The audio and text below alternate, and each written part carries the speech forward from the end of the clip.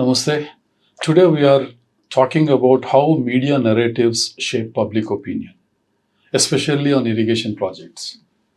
A striking contrast can be seen in the way projects in Andhra Pradesh are praised, while similar efforts in Telangana are criticized. These narratives influence not just perception, people's perception, but also have a direct impact on the policy debates and decision making. To understand this better, we have with us Professor Chandri Raghava Reddy from the University of Hyderabad, who has written extensively on counter narratives, especially in irrigation sector and agriculture sector. Namaste, Professor Reddy. Good afternoon. Can we share some examples of contrasting narratives in contemporary mainstream media, both in print, electronic, as well as in social media? I mean, how these contrasting narratives are peddled or orchestrated in the current scenario. See, the contrast is very clear to those who have experienced the narratives in both the regions. Sitting in Telangana, largely confined to Telangana projects alone, will not help you to understand that the narratives of asymmetry. So the asymmetrical narratives can be found only when we look at the narratives in the popular media and as well as print and electronic media about Andhra Pradesh irrigation projects. So we can actually take several examples on this. The most recent one, which actually instigated me to write a couple of articles on this issue, the asymmetry of narratives, is about Handri Niva Sujala Sravanti scheme of Andhra Pradesh, which is actually taking waters from Telangana border of Andhra Pradesh, that is from Srisailam through Pothreddipadu lift irrigation to as far as Tamil Nadu border, that is Kuppam. So it is much celebrated. For example, Paramasamudram tank, village tank, we call it as Cheru in Telugu, being filled with waters of Krishna, traveling all the way about 650 kilometers to 700 kilometers from Krishna head point till Kuppam. So this is a kind of great achievement, a significant achievement as far as irrigation needs and farmers' interests are concerned, because water reaching Rayalaseema region, which is actually known for drought, continuous drought, lack of rainfall, and poor farming conditions, farmers' economic conditions. So water reaching that place is kind of phenomenal. It's a great effort on the part of governments of Andhra Pradesh, and we appreciate that. So the point is the way it is celebrated, the way the party in power, their cadre, and farmers in general, or people reacting to the social media or news in print and electronic media is overwhelming. They are all celebrating. So this actually has to be contrasted with what happened in Telangana. When Kaleshwaram lift irrigation scheme was launched phase by phase. So water was lifted to one irrigation reservoir, and then to next reservoir, and then to next reservoir in a phased manner. But the narratives that was portrayed or presented in both popular media, that means social media, as well as print and electronic media, was of contrast. So some media outlets which were kind of favorable to Telangana, the idea of Telangana development, so were supporting these initiatives. But whereas some media, but particularly print and electronic media, which could not actually even till today, but even by that time, digest the fact that Telangana has been created and Telangana is making strides, big strides in irrigation efforts, and it is making efforts to take water, Godavari water, from as far as 300 kilometers to the highest reservoir, that is Kondapochamma or Malana Sagar reservoirs.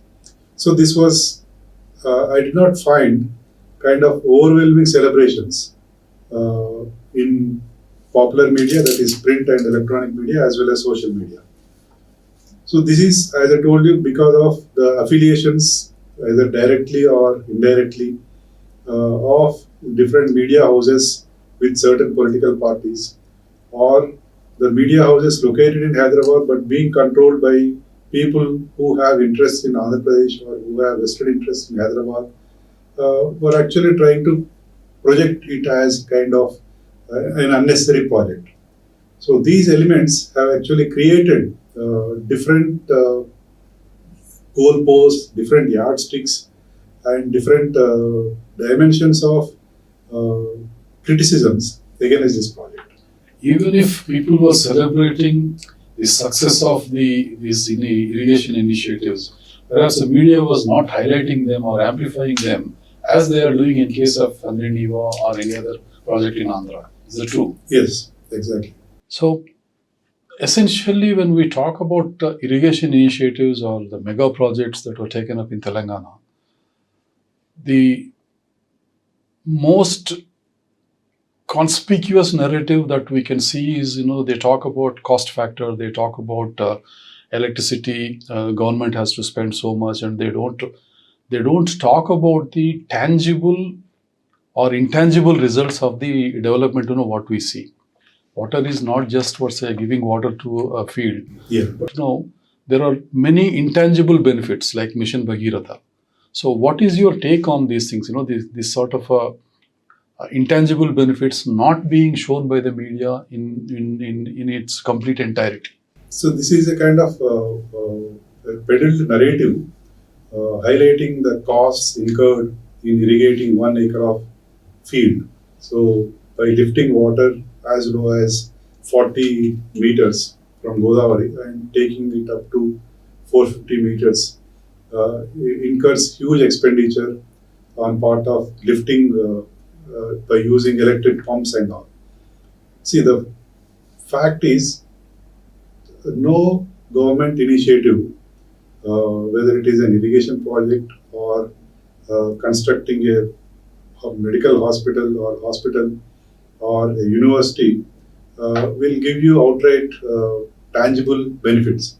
So, only in the case of irrigation projects, it is talked about in terms of DPRs, which clearly state what is the expenditure to be incurred to irrigate 1 acre of land.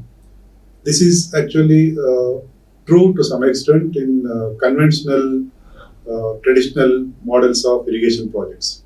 For example, standalone projects like Nagarjuna Sagar or Sriram Sagar.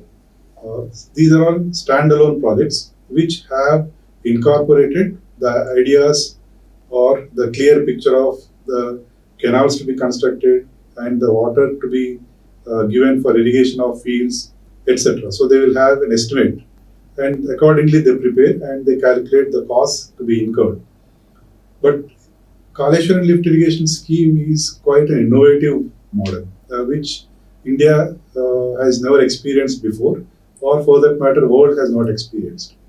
We have, in fact, irony is that the lift irrigation schemes are not new to Telugu states. In integrated Andhra Pradesh, there were several lift irrigation schemes functioning on Godavari projects. For example, on Dholeshwaram project itself, if you search, there are several lift irrigation schemes. All these lift irrigation schemes are using electric supply, electric power. Similarly, as we mentioned, Chandri Raghava or Galeru Nagari, or for that matter, Pothireddipadu also is added with lift irrigation schemes. So the lift irrigation projects have been running very successfully, and they have demonstrated the benefits to the farmers of Andhra Pradesh, particularly the present Andhra Pradesh, for several decades.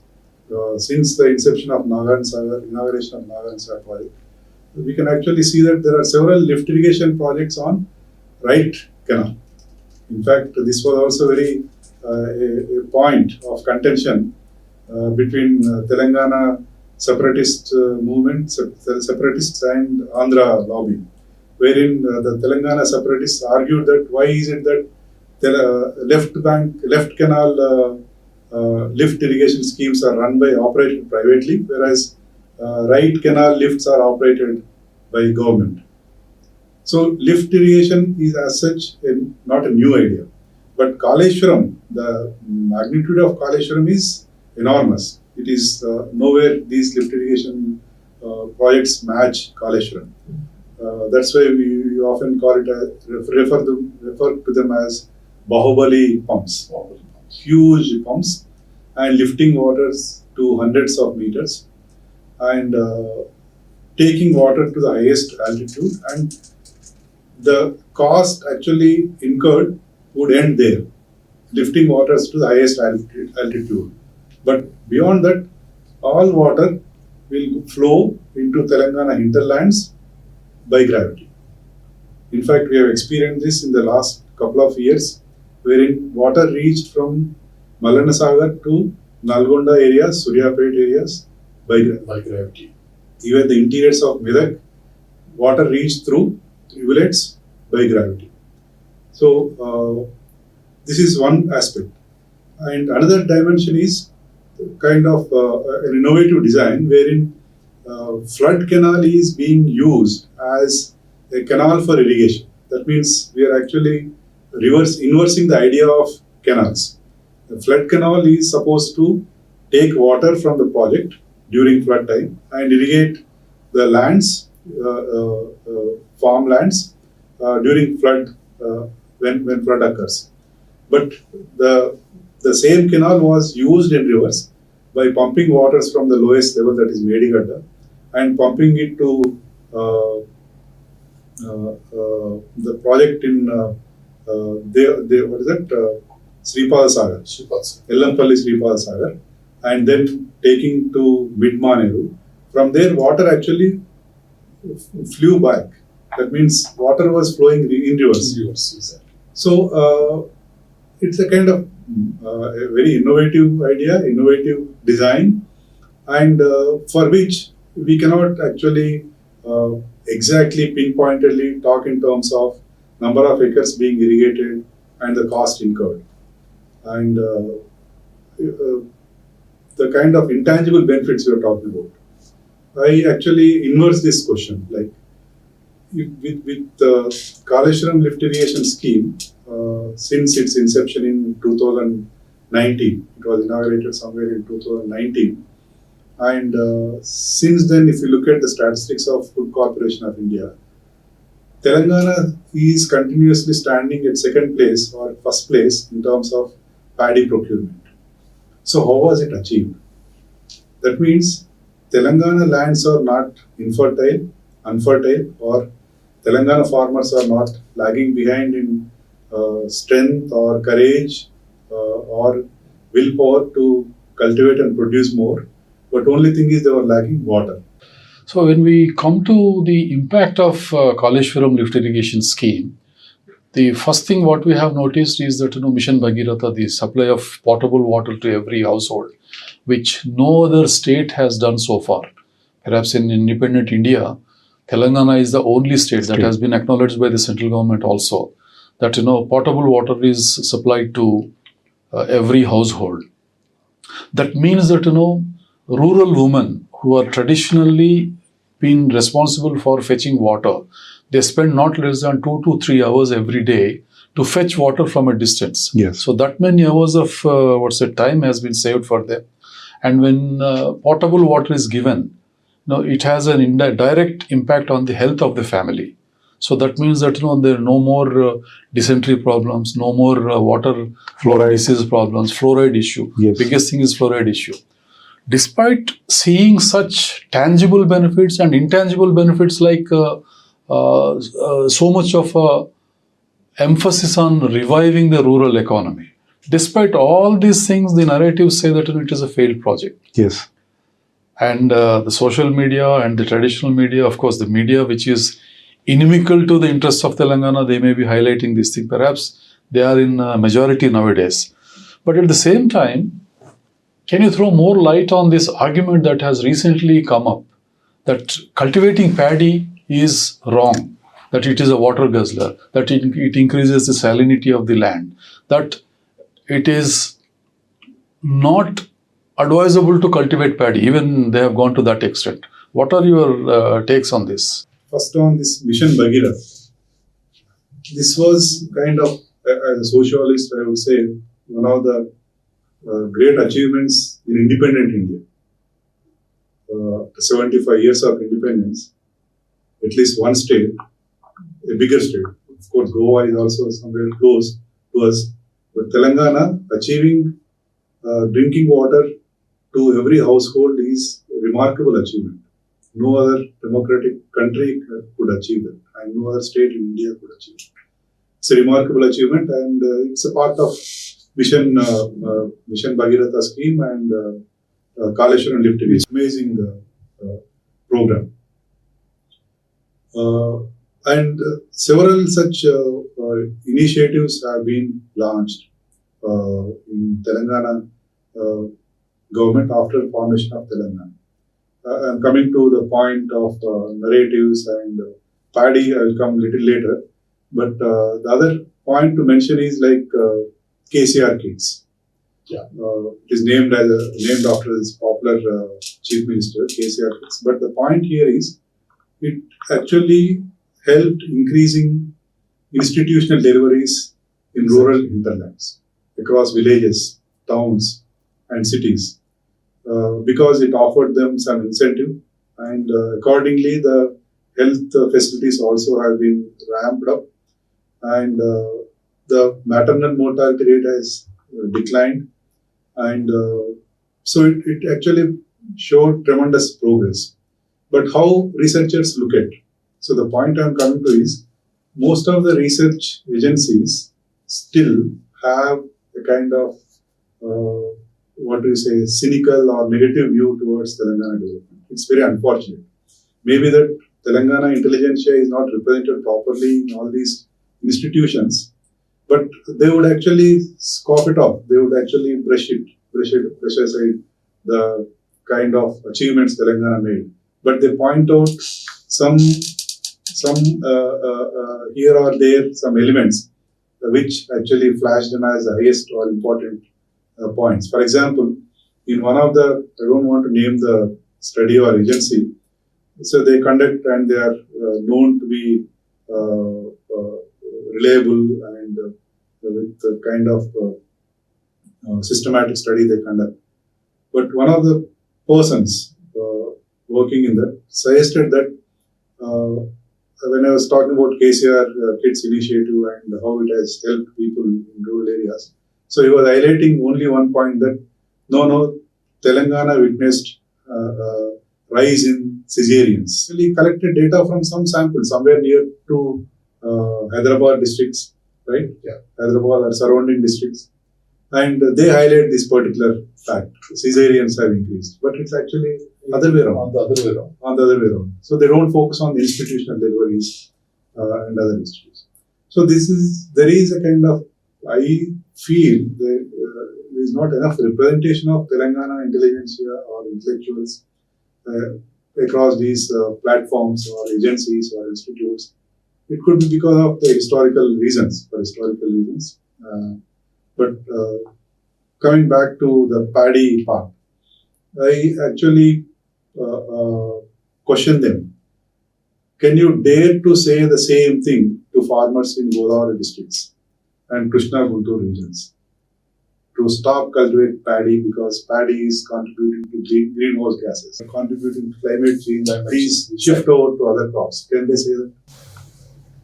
So they don't dare to say it to farmers of Andhra Pradesh, particularly Godavari districts, because they are powerful. See, the farmers of Godavari, any command area, sir, across India, farmers of command area have gained political ascendance, political power. So, in fact, in Andhra Pradesh, we have witnessed crop holiday. Crop holiday announced by farmers. Can anyone announce in a democratic country denying the interests, ignoring the interests of tenant farmers? So it's kind of unimaginable. Had it been raised, such kind of demand being raised by farmers in Telangana, every agency would have come onto their toes, whether it is human rights or world international forums, etc. So it is, they cannot say the same. Of course, there may be technical components saying that by increasing paddy cultivation, you are actually using more and more water. Fine, but you begin with, charity should begin at home.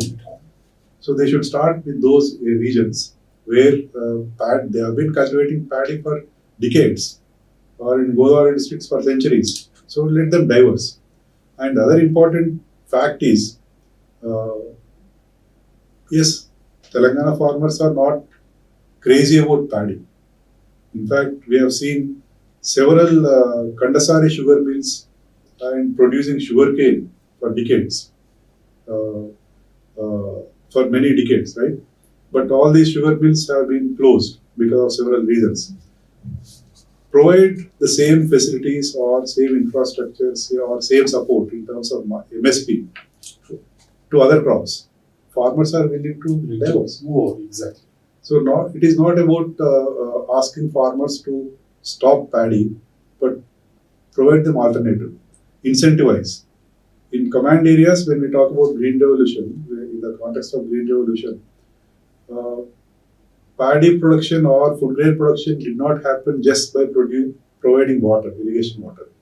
In fact, government supported them with subsidized fertilizers, right, and machinery and loans. The same support Telangana farmers did not receive, never received. So let government take it forward, take a step forward and offer them incentives and ask them to diversify.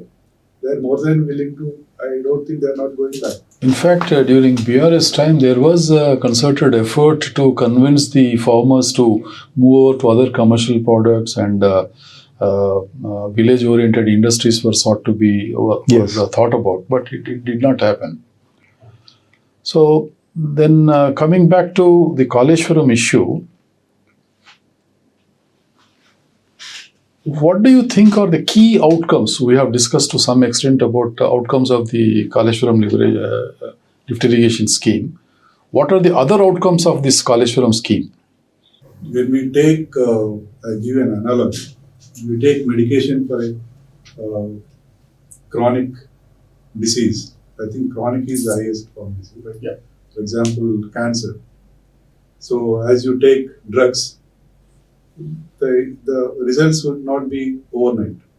You have to follow the medication for about a year, sometimes 2 years and on.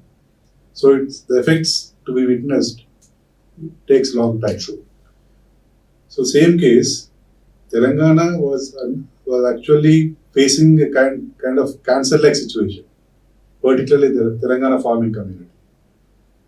The kind of the cancer in terms of apathy, ignorance, not ignoring the interests of farmers, Telangana farmers' interests. So to overcome that, we have initiated this scheme, Kaleshwaram lift irrigation scheme, and the results to be found will be kind of stretched over decades. It is not immediate. So interestingly, the results are immediate in terms of paddy procurement. The statistics are available with ministries, central government ministries. They are not fudged data. The authentic data is available in terms of paddy procurement, etc. But other benefits are can be witnessed in the long term. But in the short term, particularly, we are witnessing a kind of cultural ascendancy, right? In terms of people are asserting themselves, particularly rural youth coming from these regions, right? The popularity of Telangana folk songs in the global platforms, and the movie making, right? Receiving national awards. So the new generation is now kind of assertive, and they are asserting themselves. They are actually working on strengths. So in any field, if you work with your weakness, you are actually working for someone. But when you are working with your strengths, you are actually dictating terms or you are setting new milestones. And that has happened in cultural domain. And political domain also it is taking shape. And on economic front, not just because of Kaleshwaram lift irrigation scheme, but because of Raitu Bandhu scheme, the rural economy has revitalized. And the village economy has seen tremendous increase, sharpest increase in terms of purchasing power.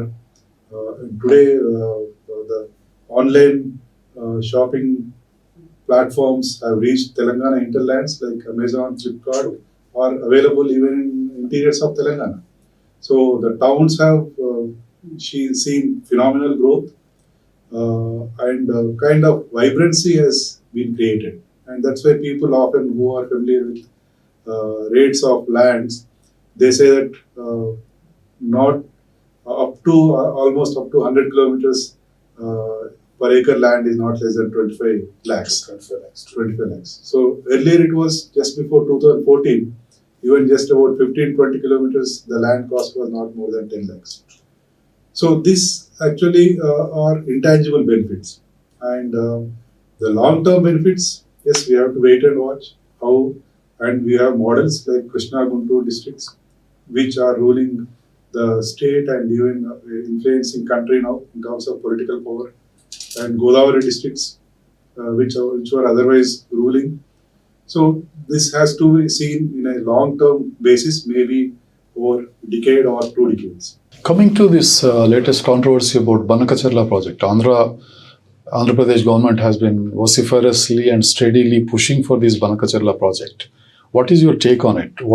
Should Telangana be worried about Banakacharla project? Definitely, sir. Actually, Banakacharla project is, as the Telangana experts claim to be conceived on the idea of using waters of Godavari. The critics of Banakacharla project argue that water allocation between Telangana and Andhra Pradesh is not done yet, not finalized yet. Yes.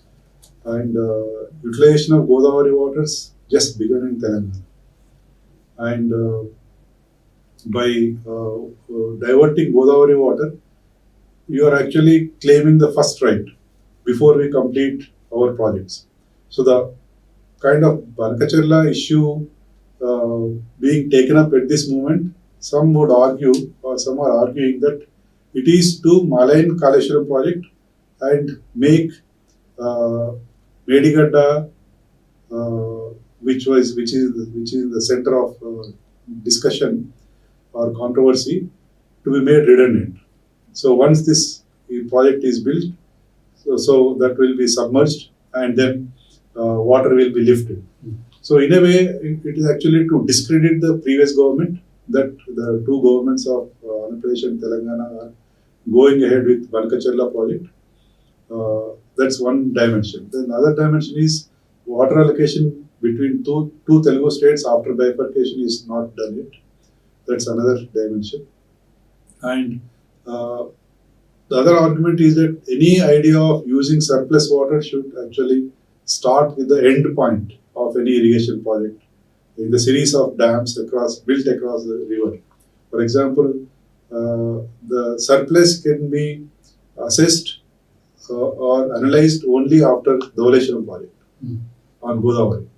So if you have plans to use the surplus water, have a project there, right, without inviting any controversies. Nobody would After the Polavaram. You can actually lift whatever amount of water you are entitled to. Supposedly surplus Water.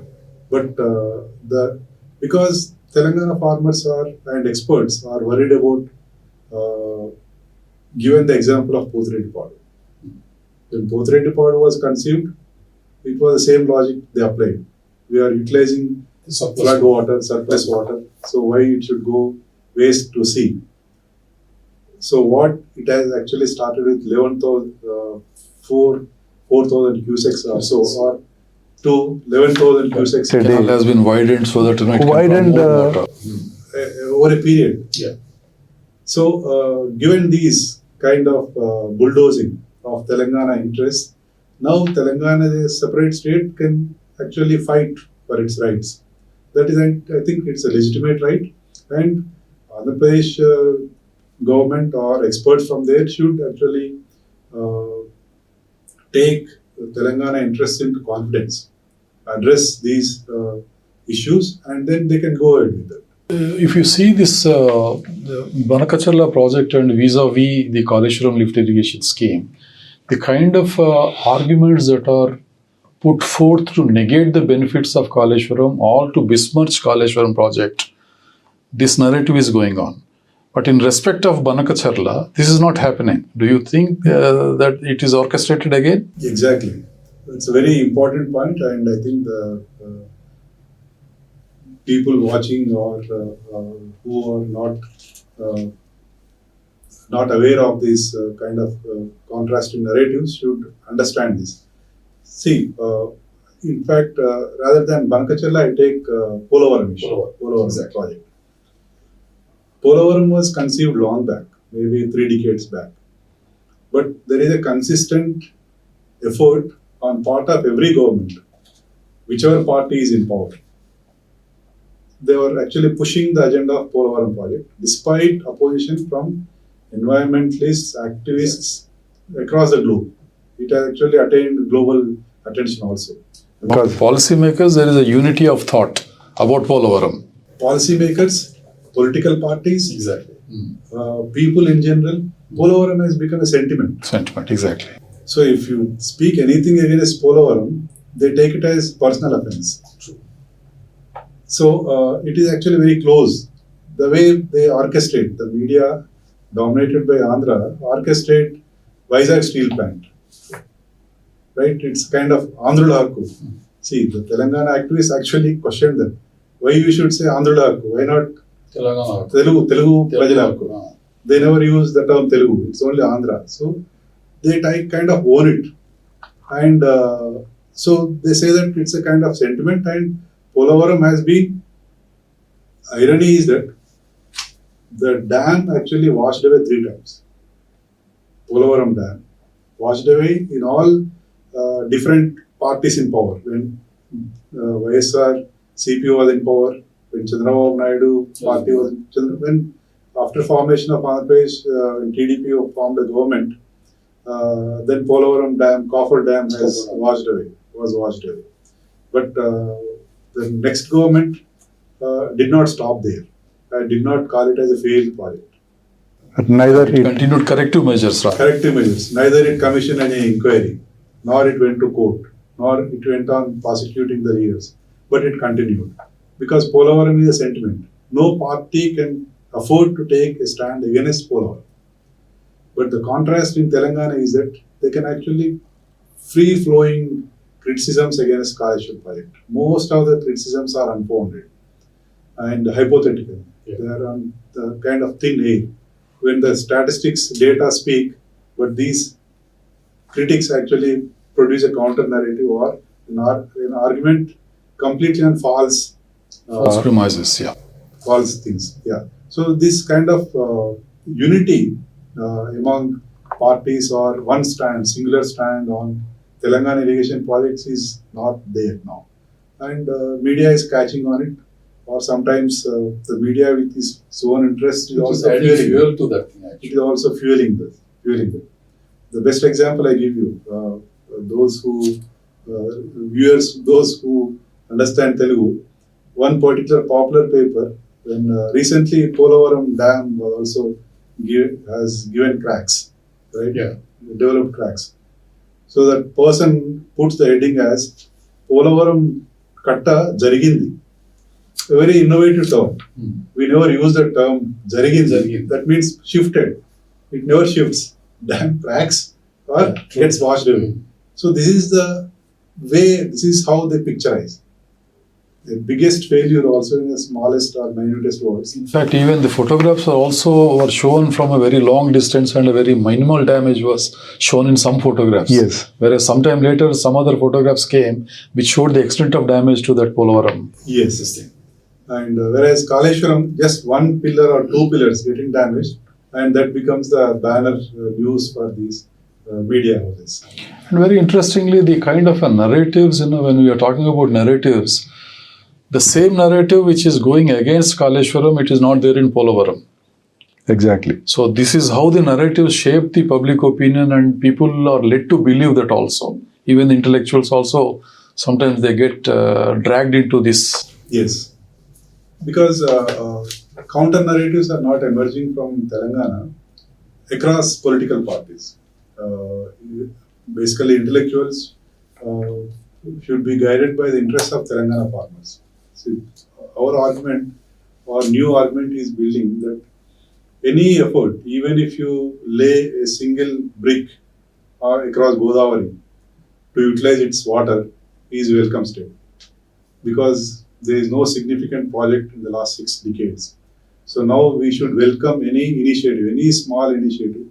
We should welcome it, irrespective of what is happening, right? So that should be the stand of all intellectuals and the next generation of youth who are going to cast their vote in the coming elections should think from that point of view, that particular point of view. What is wrong in utilizing Godavari waters, our rightful waters? Let procedures take its own course. Whether you want to punish those culprits who are corrupt, let it go on. But you cannot stop irrigation projects, whether it is flood or surplus. First utilize for river basin. So that's a basic point or basic argument. People living in the basin or the first, claimants of the water. International laws say that thing. It is their right, not a charity, as you have written in one of the articles. Yeah. So, thank you, sir. Thank you for sharing your insights. Thank you very much.